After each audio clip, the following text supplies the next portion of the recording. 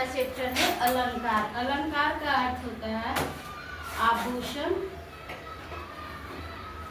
या सजावट,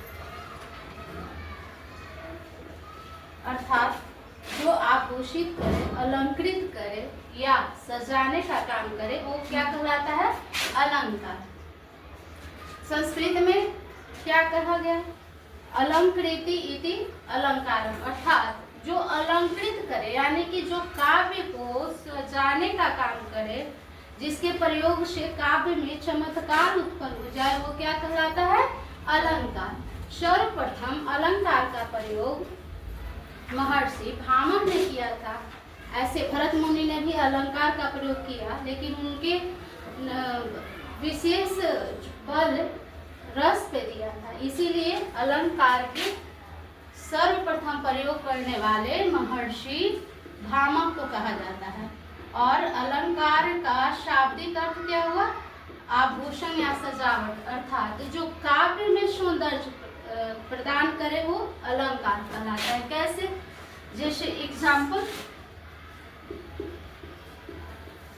चारू चंद्र की चपल चांदनी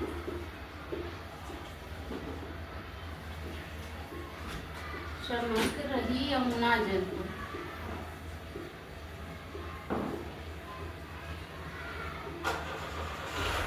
अलंकार का शाब्दिक अर्थ हुआ सजावट।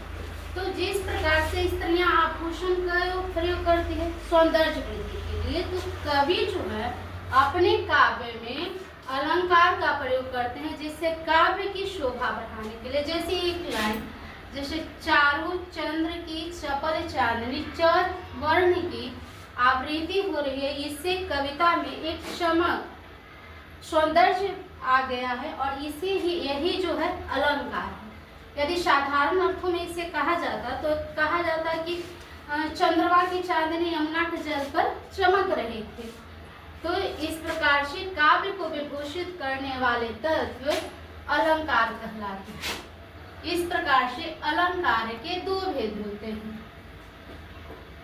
शब्दालंकार और अर्थालंकार।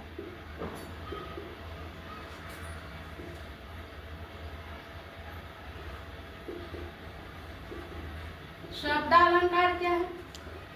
जब काव्य में सौंदर्य उसके शब्दों से है, यानी कि शब्दालंकार हमें काव्य को जब हम पढ़ेंगे तो सामने हमको दिखाई देगा।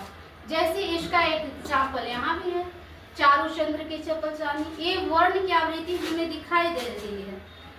इसी प्रकार से अर्थालंकार का प्रयोग कब होगा?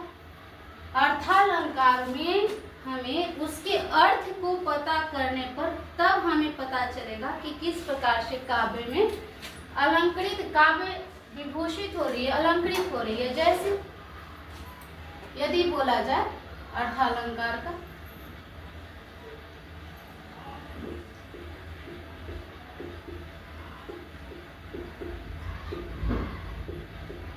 पीपर पात सरिस मंडोला, अर्थात हम इसका अर्थ समझेंगे तब हमको पता चलेगा कि अर्थालंकार से इसमें काव्य में सौंदर्य आ गया। जैसे मन डोलना, यानी मन कैसे हो रहा है? जिस प्रकार से पीपल के पत्ते हवा के झोंकों से डोल रहे हैं, उसी प्रकार से मन जो है खुशी से झूम रहा है। इस प्रकार से मान लीजिए कि अलंकार एक शरीर है, उसके दो हाथ हैं, और यहाँ पर मान लो कि हाथ की उंगलियां होती है। इस प्रकार से शब्दालंकार के मुख्यतः तीन भेद होते हैं, अनुप्रास, यमक और श्लेष अलंकार।